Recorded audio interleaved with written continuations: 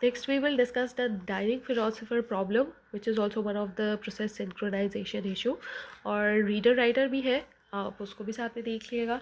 I am discussing two of the problems. अब direct philosopher problem क्या थी कि like for suppose there are 5 of the philosophers और उनके सिर्फ 2 ही काम है, आइदर ईटिंग और thinking.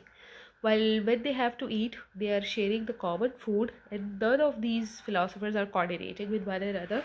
But in order to eat that rice, each one of the philosopher needs to have 2 of the sticks, ठीक है, और spoons, whatever you want to consider.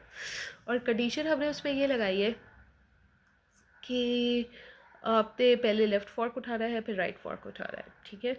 अब यहाँ पे है क्या कि फॉर सपोज प्रोसेस जो भी आपका थोड़े टेक्निकल कॉन्टेक्स्ट में देखें, दीज P1 P2 P5 जो फिलोसफर्स है, these are actually the processes, ठीक है.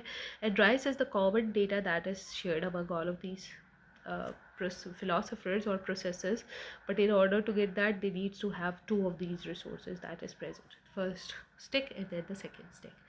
ओके अब यहाँ पे हुआ क्या कि फॉर सपोज प्रोसेस P1 ने रिक्वेस्ट की, but in order to eat to perform the eat operation, so first उसने देखा कि आपकी स्टिक C नॉट अवेलेबल है. yes, it was available, like sticks are shown by C1 or C1 C2 C3 and C4.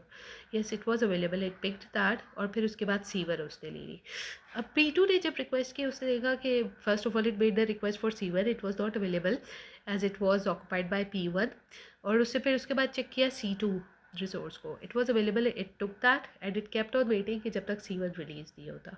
Meanwhile इसी दौरान P3 ने request की, C2 was accommodated, C3 was available, it took that और वो भी waiting stage पे चला गया. Same thing happened with P4, C3 was not available, P4 was available, it took that.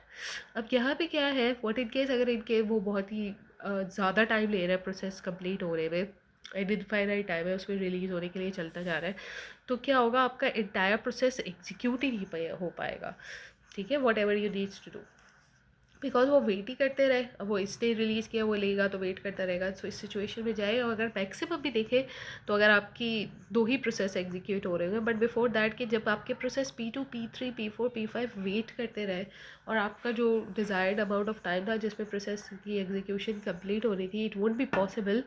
So in that case it will lead you to the dead lock situation, ठीक है.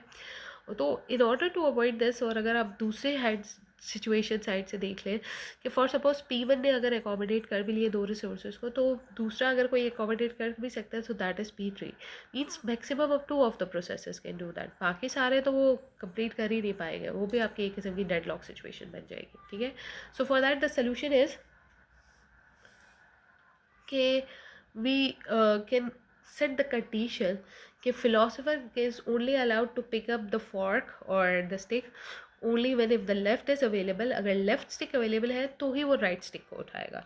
So that बाकी processes भी ऐसा हमने देखा कि right stick उन्हें उठा ली थी और वेटिंग स्टेट में चले गए और आपकी टास्क कंप्लीट ही नहीं हो पा रही थी. और what we can do is we can allow only 4 philosophers at a time to set, ठीक है.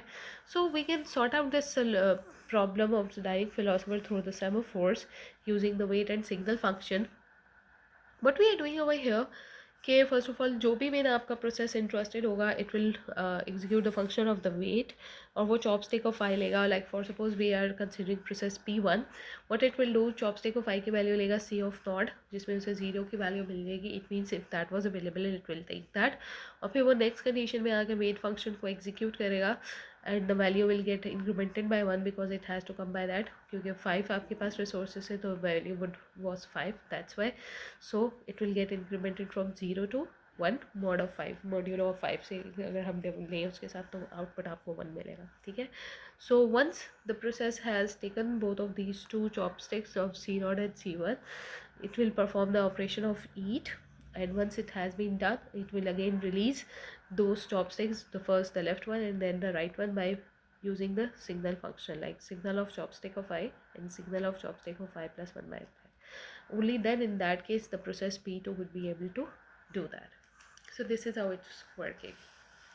अब दूसरा अगर यहाँ पे देखा जाए, somehow we are not getting the liveliness over here. liveliness actually क्या था कि हमारी जो कंडीशंस थी अगर देखा जाए कि we need to have the mutual exclusion, progress and bounded waiting over here, ठीक है। तो यहाँ पे आपकी वेटिंग की स्टेट बहुत ज़्यादा बढ़ी है और वो आपके एक स्पिन लॉक बनता जा रहा है, सिचुएशंस में आ रही है, डेड लॉक की सिचुएशन में जा रही है।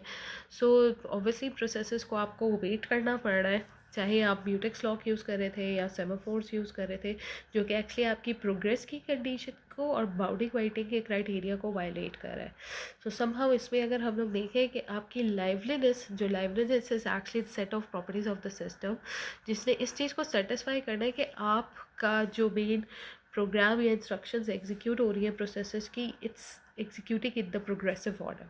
This is not getting satisfied. It's leading to the liveliness failure due to deadlock. और डेडलॉक की हमने डायरेक्ट फिलोसफर की प्रॉब्लम भी देख ली। इसमें एक और कॉमन एग्जाम्पल भी अगर ले लें, for suppose we have got two semaphores S and Q, ठीक है, they are represented by that.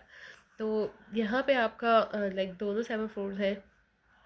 Process P naught, it needs to have the semaphore S and Q, और पी वन को भी S और क्यू दोनों semaphores required है। So process P one ने क्या किया, and we can see that both of these two are executing simultaneously. It made the request for the semaphore S, it got allocated. अब उसने वो next meanwhile P1 ने request की for the semaphore Q, this is allocated to it. अब यहाँ पे उसने P0 request करता है for the semaphore Q, but it can not be allocated because already आपके प्रोसेस P1 के पास वो है, और वो तब तक उसे एलोकेट नहीं होगा जब तक वो सिग्नल ऑफ क्यू को एग्जीक्यूट नहीं करेगा। But the condition is, in order to just release it, आपका सेमाफोर ऑफ एस एलोकेट होना चाहिए P1 को। वाइस वर्सा दूसरे में देखें कि P0 पी एस को तभी रिलीज़ करेगा सेमाफोर को ताकि वो एग्जीक्यूट कर सके जब आपका क्यू से एलोकेट होगा। So that is leading to the deadlock situation.